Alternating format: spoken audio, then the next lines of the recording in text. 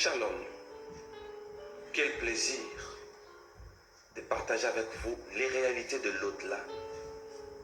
Comme il y a un terme français qui dit incroyable, mais vrai.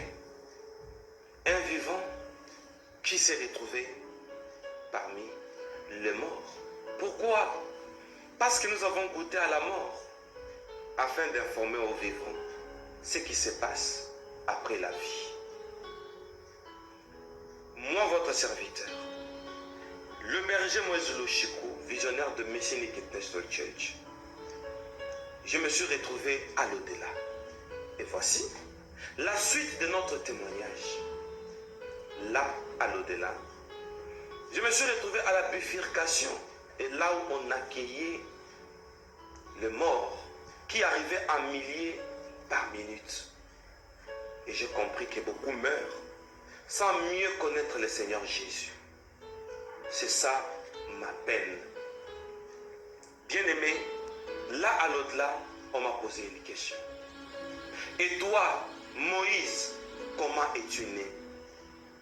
J'ai trouvé cette question des anges, pour moi, banale. J'ai répondu avec toute légèreté, je suis né de mon père et de ma mère. Et ils m'ont dit, parce que tu es né de ton père et de ta mère, alors va à gauche. On m'a envoyé vers la gauche. Malgré les années que j'avais dans le Seigneur. Bien-aimé, là, nous sommes en 2014. J'ai connu le Seigneur depuis 1984. On m'envoie à gauche, là où il y a les pécheurs, le païen même, les occultes et les sorciers. On m'envoie là-bas, à gauche. Une force m'a saisi. Je n'avais pas de choix. Ces anges de l'au-delà m'ont envoyé vers la gauche, sans pour autant projeter le film de mon parcours sur la terre. Et je ne comprenais rien du tout. Et pendant que j'allais à gauche, bien-aimé, j'ai vu une personne qui est arrivée. On n'a pas projeté son film, on ne l'a pas jugé. Quoique c'était un préjugement, parlons toujours de jugement. Dès qu'ils l'ont vu, ils lui ont dit, toi, va à droite. Pendant les 10 heures du temps que j'ai vécu à l'au-delà, voici la seule personne que j'ai vue aller à droite. Cette personne a brandi ses mains. Cette personne a commencé à adorer. Cette personne a commencé à se joindre au cantique qui sortait de cet escalier qui montait vers l'entrée qui mène vers le paradis.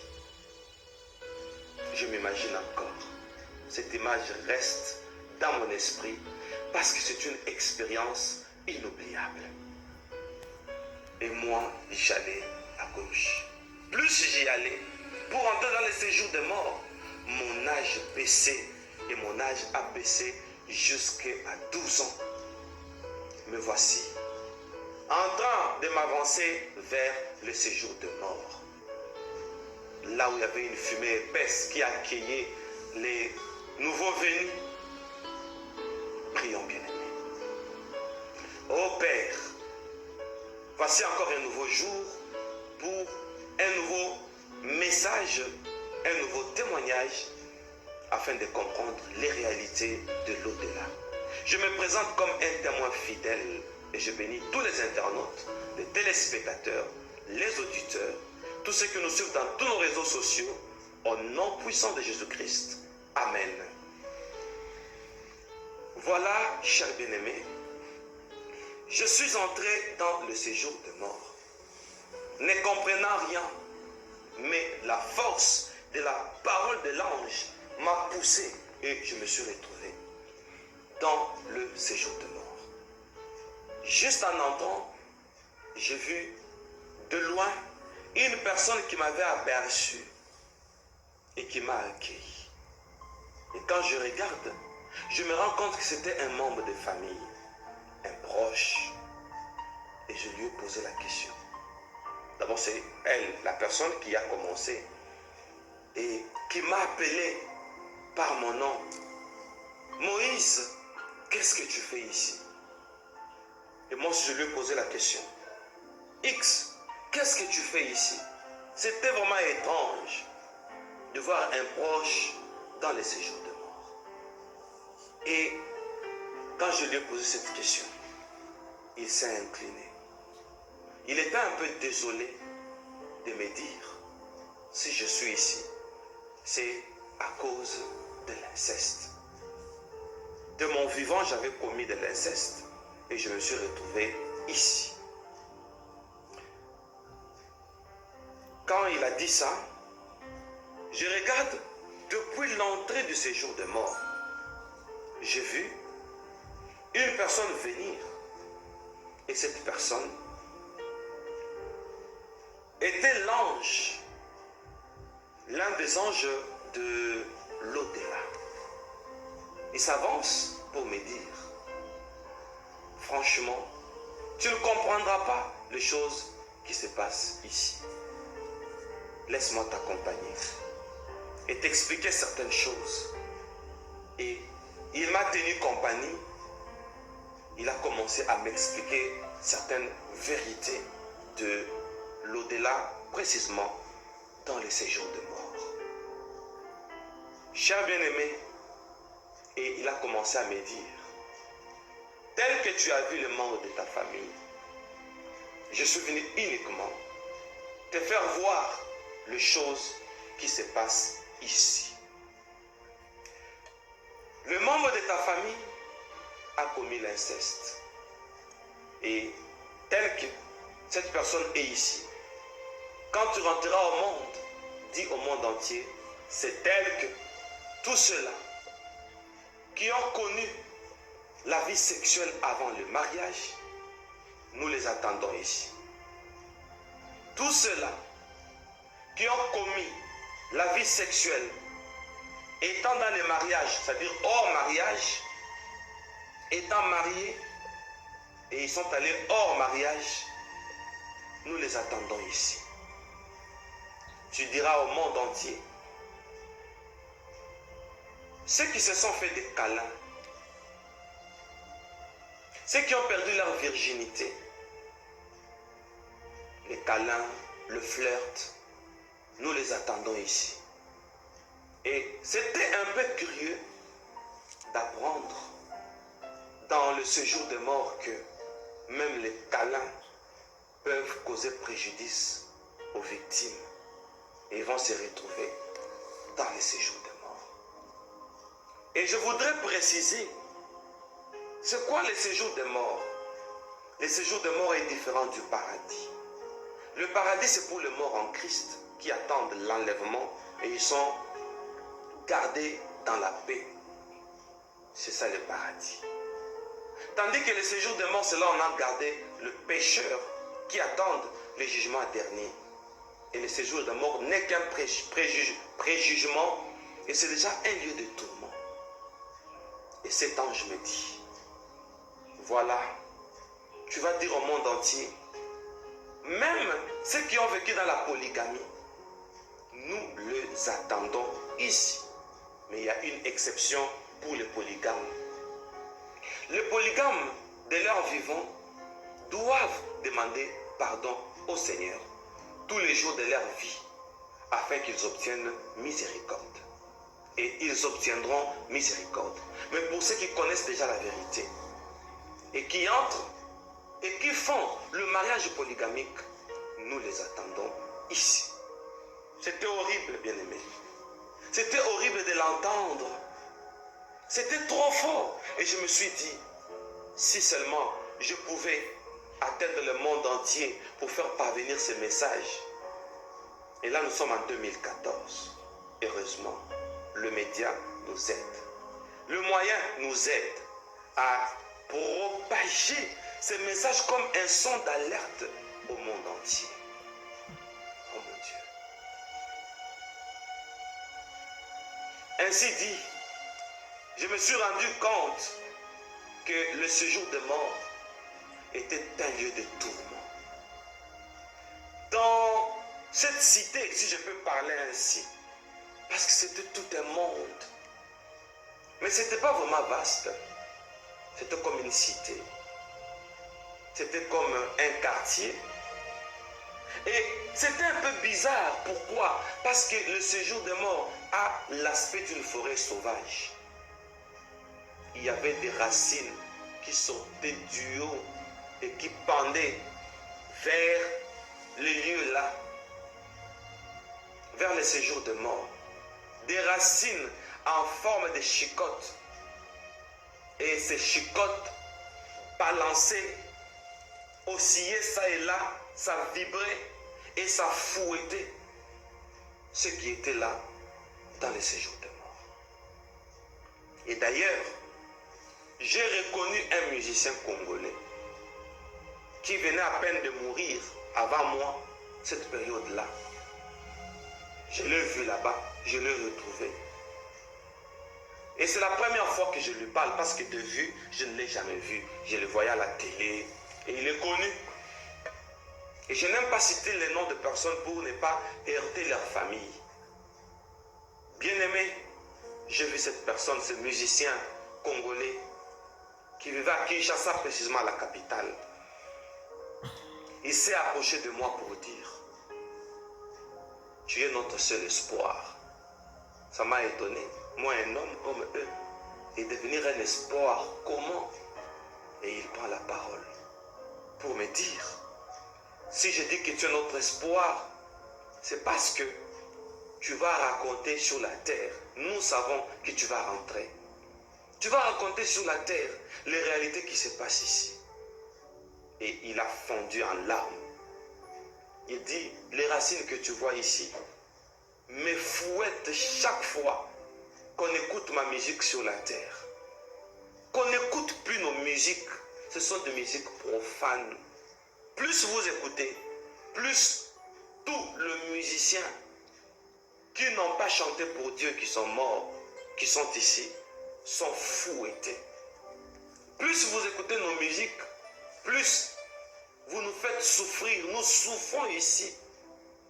Dites au monde entier de ne plus écouter nos musiques. Et ça, c'est moi qui dis. J'ouvre une parenthèse. Regardez le passage qui apparaît là au bas de vos écrans. Vous voyez, ce passage dit qu'il ne faut pas écouter les chansons des insensés. Ce passage-là.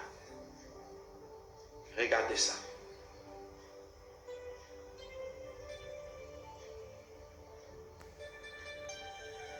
Voilà. Ainsi dit, cet ange m'accompagnait toujours. Nous sommes dans un monde de racines, comme dans une forêt sauvage. Trop de racines qui pendaient et vers le sol. C'était comme une forêt où il n'y avait pas de sentier. Et nous étions en train de marcher dans une touffe d'herbes sèches. Je pense que c'était des herbes d'après ma vue. Et nous cherchions où placer les pieds pour avancer, tandis que l'ange, lui, survolait. Nous allions vers le fond de séjour de mort. J'ai rencontré des gens. J'ai rencontré une jeune fille de 17 ans. D'après son apparence, je m'imagine qu'elle devait avoir 17 ans. Et j'ai eu mal au cœur pour me dire, comment une jeune fille ainsi, comme celle-ci, peut se retrouver dans le séjour de mort? Et l'ange a compris ma pensée. Il s'est avancé pour dire, je vais te faire voir le film de cette dite fille. Quand elle est décédée, elle est arrivée à la bifurcation où nous t'avons accueilli. Là, à la bifurcation, nous lui avons dit que tel que tu es là, tu as commis l'adultère, l'impudicité, et nous t'accusons de la fornication. Elle s'est écriée pour dire, la fornication. Je n'ai jamais commis la fornication. Et on lui a fait voir le film. Le projecteur s'est déclenché de la grande caméra qui filme, de l'une des grandes caméras qui filme la planète Terre. Ainsi, on lui a dit de regarder derrière. Et quand elle a regardé derrière, elle a vu toute une file de gens, des hommes âgés, jeunes, mariés, célibataires, le sportif, le militaire, le médecin, toutes catégories, même des pasteurs, derrière elle. Et nous lui avons fait voir, voici les personnes avec qui tu as commis, avec les uns l'adultère et les autres l'impudicité. Alors au nom de ta fornication, va à gauche. Elle a dit non, je n'ai jamais connu les hommes sur la terre. Je suis d'ailleurs vierge. Et on lui a dit, physiquement tu ne l'as pas fait, oui. Ta virginité n'était que physique. Mais regarde-toi. Et elle s'était regardée. Elle s'est retrouvée à l'au-delà avec une tenue sexy. Et l'ange s'adresse à moi et il me dit, quand tu rentreras sur la terre, dis au monde entier, notre style vestimentaire, notre accoutrement va nous accompagner jusque à l'au-delà. Nous sommes ce que nous paraissons. Et même à l'inhumation, quand on enterre un mort avec un costume ou le voile, et quand ce mort est transporté vers ici, à l'au-delà, il se retrouve avec sa tenue habituelle. Comme il est écrit, ça c'est moi qui ajoute, nos œuvres nous accompagneront. J'ai donné raison à cet auteur qui a dit ça. Elle s'est retrouvée là-bas avec une tenue sexy. Et quand je l'ai vue dans l'au-delà, malheureusement, elle a porté un collant qu'il a serré, taille basse, comme on dit, sous-fesse, et avec un body en forme de cinglé, bras cassés, col fatigué, et ça l'a serré.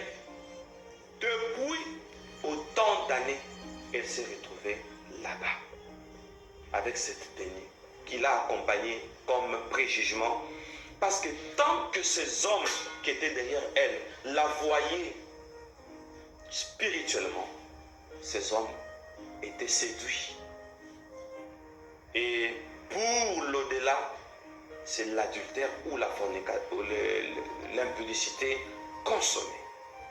Et là, c'est moi qui ajoute, je comprends pourquoi Jésus a dit, vous avez entendu qu'il a été dit,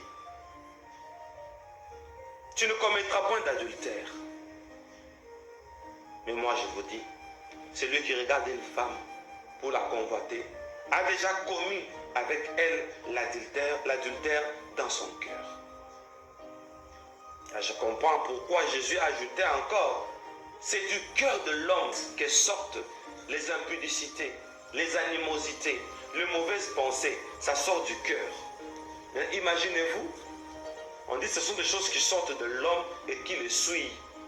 Et maintenant, quelqu'un, dans son cœur, il t'envie. À cause de ton exhibitionnisme, c'est-à-dire ta façon de t'exposer. La façon d'exposer tes parties sensibles, tes parties intimes. Et quand quelqu'un regarde comme ça, son cœur est souillé et il devient souillé et vous êtes promoteur. Ce n'était qu'une parenthèse. Ainsi, j'ai compris que le fidèle particulièrement, les femmes, qu'ils ne s'entendent pas avec leur pasteur à cause de l'accoutrement, j'ai compris qu'ils auront à rendre compte le jour de leur préjugement à la bifurcation. Et voici une jeune fille qui se retrouve là. Et d'ailleurs, on me montre une autre jeune dame sud-africaine On me dit, ça fait autant d'années qu'elle est ici. Les jours de son préjugement, nous l'avons condamnée à cause de son métier. Elle travaillait dans des cirques. Elle s'accrochait sur des tissus pendant. Elle s'accrochait avec une jambe et elle écartait l'autre. Et elle était juste en sous-vêtements et un soutien-gorge. Nous n'avons pas aimé ce métier parce que c'était un métier qui l'exposait. Et les positions acrobates qu'elle prenait plaisaient aux hommes qui étaient là-bas en spectacle. À cause de ça, le jour de sa mort, nous l'avons condamnée. Pourquoi? Un jour, elle a fait une acrobatie. Elle a penché sa tête. Elle a écarté ses jambes. Les hommes se plaisaient en le voyant ainsi. Ils se satisfaisaient. Par mégarde, la jambe qui s'était agrippée à un tissu a glissé.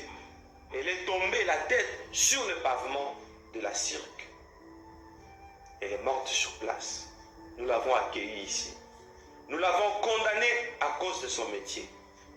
Et je l'ai regardée. J'ai eu très mal. J'ai eu pitié. Je me suis dit, s'il fallait recommencer la vie. Et d'ailleurs, cet ange m'a dit, quand tu rentreras sur la terre, dis aux vivants que la vie est pour vous une grâce. Le fait que vous soyez vivants et que vous entendiez ces choses, c'est pour vous une grâce. Alors je dis à tous mes semblables humains, la vie est tellement précieuse. Elle est pour nous une grâce parce que nous avons tout le temps d'arranger. Même ceux-là qui me posent beaucoup de questions. Nous qui avons perdu la virginité, nous qui n'avons pas été chastes, nous qui avons connu le flirt, nous qui nous sommes connus avant le mariage, dans les fiançailles, que pouvons-nous faire? Rien que la repentance, c'est une grâce. Rien que la repentance, notre Dieu ne se lasse pas de pardonner parce qu'il a dit, même si vos péchés sont rouges, comme les cramoisis, ils seront très blancs, comme la neige. C'est ça Dieu. Il a le pouvoir sur cette terre de pardonner le péché. Quand il pardonne, il oublie, il les jette dans la mer de l'oubli. Voilà. Je suis en train de jouer mon rôle. Je suis le porte-parole. J'explique ce qui se passe à l'au-delà. Bien-aimés, je me rappelle dans nos entreprises, dans nos sociétés et dans certaines institutions, on oblige aux femmes de porter une tenue courte, jupe ou robe, court. Et à cause du métier, on dit le métier l'exige dans des restaurants, dans des hôtels, dans des buvettes, on exige une tenue courte. Attention, l'au-delà n'a pas aimé ça. L'au-delà filme ça. Nous sommes dans le séjour de mort, un monde inconnu, en train d'avancer. Chers bien-aimés, je vois un monsieur avec une peau de léopard attachée à sa main droite. Et quand je regarde bien, le monde l'a fait noir. Et s'il faut estimer, prenons par exemple 19 heures, 7 heures des après-midi, éteignons toutes les lampes et le projecteur à l'extérieur, le noir que ça donne là. C'est ça le séjour de mort. C'est comme 19 heures. 7 heures des après-midi. Alors, il faisait un peu noir, je vois un monsieur. Je l'identifie, quelqu'un que je connais. Une troisième personne que je connaissais. Notre ex-président de la République démocratique du Congo. À l'époque, c'était un autre nom. Il me dit, quand tu rentreras sur la terre, dis au monde mes erreurs. Regarde cette peau de léopard attachée sur ma main. C'était la magie que je faisais. J'ai adoré le léopard. J'ai brandi le léopard. Pourtant, c'était une incantation qui me donnait le pouvoir de la domination. J'ai dominé et à cause de mon pouvoir, j'avais la capacité, le pouvoir de léopard, de transformer les humains qui s'opposaient à mon pouvoir. Je les transformais en cheval, je les transformais en buffle, en antilope et je les jetais dans mes parcs comme j'en avais beaucoup. Et la plupart d'animaux que vous voyez là, c'était certains humains que j'avais punis. Et je me suis fait adorer comme un maître, un gourou. Et il m'est arrivé, on m'a parlé de Jésus-Christ par Jean-Louis Jaillette. Et il m'a présenté Jésus. Et j'ai voulu me convertir. Celle que j'appelais mon épouse m'a dit, tu ne peux pas te convertir aujourd'hui. Si tu te convertis aujourd'hui, ça sera une confusion. Parce qu'on t'a adoré, on a dansé pour toi.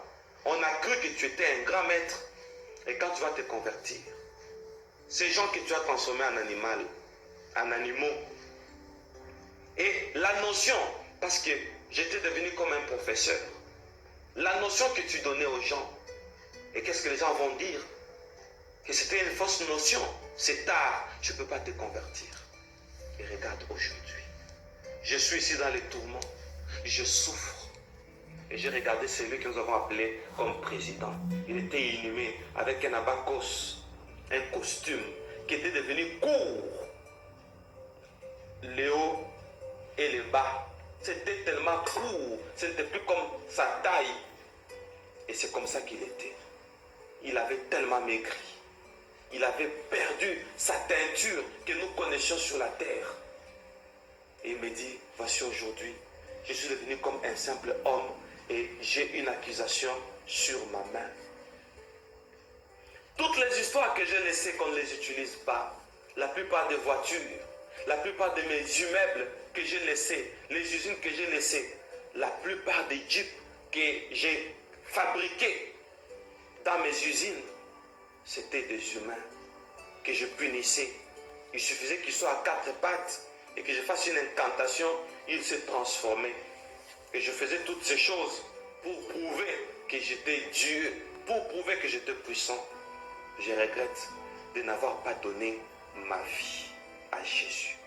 Et il m'a dit quelque chose, ça m'a étonné. Il dit, regardez là où je me retrouve. Chaque fois, j'ai faim, j'ai soif. Je me suis dit, waouh, ici aussi on a faim. Est-ce qu'on mange? Est-ce qu'il faut manger? Je n'ai pas compris. Et ça m'a fait très mal. Je souffre de la faim et de la soif. Après ça, nous sommes en train d'avancer, toujours dans les séjours des morts. Il y a des racines partout, un monde où vous sentez que ça fait pitié, tout le monde est désolé, tout le monde cherche comment se rattraper, mais c'était déjà trop tard. Et là, plus on avançait, je voyais différents cas. Mais curieusement, eux tous avaient tendance à venir chez moi pour se plaindre, pour regretter, alors que je n'étais qu'un humain comme eux. Je vis des femmes, je vis des hommes, certaines femmes, de mains colorées en rose, en bleu, en vert. Et cet ange m'expliquait pour me dire, les mains que tu vois là, ce sont des personnes qui, de leur vivant sur la terre, ils ont commis les avortements. Et la couleur du produit qu'ils ont utilisé les a cachetés pour que le jour du jugement dernier, que leurs œuvres puissent les accompagner. Et ils étaient là, de mains bleues, tout bleu là. Et ils attendaient le jugement dernier. À cause de l'avortement, ils se sont retrouvés dans les séjours des morts. J'ai vu des personnes avec des couteaux à main, du sang à main, des armes. Donc, tout moyen qu'ils ont utilisé pour commettre le meurtre, ça les a suivis là-bas, dans le séjour des morts. Chers bien-aimés, après ça, nous sommes allés au fond du séjour des morts. Et après ça, j'ai vu une vallée un peu plus loin. Un vent est venu. Le vent a soufflé. Ça m'a soulevé jusqu'au fond du séjour des morts avec une vitesse faramineuse. Nous sommes retrouvés vers le fond du séjour de mort. Et là, on m'a posé par les vents devant une vallée. À l'intérieur, il y avait l'eau qui coulait. Il y avait une vallée, l'eau qui venait de l'autre rive. Et ça s'est déversé dans cette vallée. Et l'ange m'a posé la question, qu'est-ce que tu remarques? Je lui dis, je vois une vallée. À l'intérieur, il y a de l'eau. Il dit, non, regarde bien. Je lui dis que c'est de l'eau. Mais il dit, tu ne vois pas bien. Et il m'a tenu à la main droite. Nous avons pris un vol. Nous sommes montés là dans le séjour des morts. Au fond du séjour des morts, nous sommes montés et nous nous sommes posés maintenant au milieu de cette vallée. J'ai senti une vapeur, comme une eau qui était en ébullition au-delà de 200 degrés par exemple. Et j'étais tellement étouffé. Il me dit, regarde bien. Et quand je regarde bien, je me rends compte que ce n'était pas de l'eau, c'était du fer fondu. Et il me dit, c'est ça l'enfer. Tu as entendu parler du feu de la géhenne. C'est ça la géhenne. C'est ça l'enfer dont tu as entendu parler. Bien-aimé, l'enfer c'est du fer fondu. Et là, quand vous mettez un fer, il fond. Tout ce que vous mettez, ça fond. Et tellement que c'était ardent, ça commençait à prendre une coloration blanche. Et du fer liquéfié que j'ai confondu à l'eau. Et j'ai compris pourquoi dans Apocalypse, on appelle le lac de feu. J'ai compris. Certaines choses, nous les lisions sans les comprendre. Et il me dit, regarde, ici à l'enfer, il y a combien de personnes? Quand j'ai regardé, je n'ai vu personne. Et il me dit, quand tu rentreras sur la terre, dis au monde entier, il n'y a personne à l'enfer. Mais les candidats de l'enfer qui sont déjà condamnés, ce sont ceux qui sont là-bas, que tu as laissés dans les séjours de mort. Bien-aimé, et il me dit, dis au monde entier, la vie est pour vous une grâce. Il a insisté, ne venez pas ici, faites tout, convertissez-vous, répondez-vous. Ne venez pas ici. Je vais te faire voir alors ce que font les ennemis de la vie pour que la majorité vienne ici en enfer. Bien-aimés, les gens m'ont posé beaucoup de questions pour dire, mais les personnes qui ont vu tel en enfer, tel en enfer, mais vous vous dites qu'en enfer il n'y a personne. Oui, il n'y a personne en enfer parce que le jugement dernier n'a pas eu lieu. L'enfer est prévu après le jugement dernier. Sinon, ces gens ne seraient pas aussi au séjour de mort. S'ils sont là, c'est que le jugement dernier n'a pas eu lieu. S'ils sont dans le séjour de mort, c'est que l'enfer est vide. Parce que moi, j'ai vu ça. Cher bien-aimé, alors, il me dit, bon, d'abord pour répondre à la préoccupation que les gens me demandent, si une personne est arrivée à l'au-delà, a vu tel musicien en enfer, tel président en enfer, moi j'ai toujours dit peut-être on leur a fait voir le futur parce que Dieu est capable. Moi que vous voyez, on m'a déjà amené dans le passé où j'ai vu Moïse, où j'ai vu les enfants d'Israël au désert. Donc Dieu est capable de tout. On m'a amené sur le sol où Israël foulait et moi aussi je foulais là. C'est une longue histoire. Le Seigneur m'a fait voir beaucoup de choses. Je ferme seulement la parenthèse.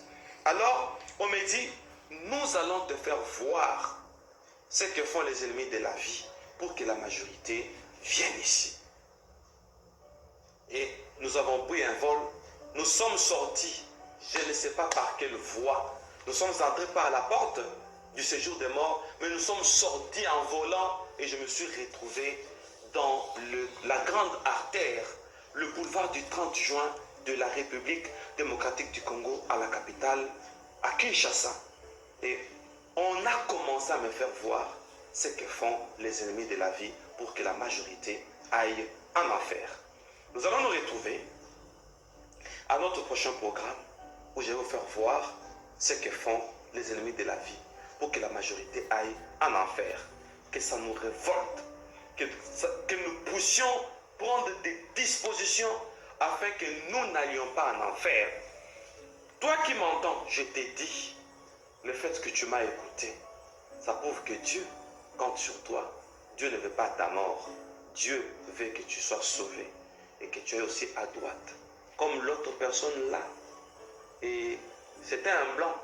Il a élevé ses mains. Pourquoi il n'y avait pas de noir? Bon, ce n'est qu'une question, pas à polémiquer. Voilà, chers bien-aimés, nous nous retrouvons à notre prochain programme. Et maintenant là, nous passons par une méditation avec le bien-aimé Endel Amis, toujours à côté du Père, à côté du berger Moïse. Et il va me poser ces questions. Il va vous représenter aussi pour me présenter vos questions. Je lui ai dit, ne me lis pas les questions des auditeurs et des internautes. Donne-moi ça directement en pleine émission pour que ça soit réel. Voilà ce que nous allons faire tout de suite.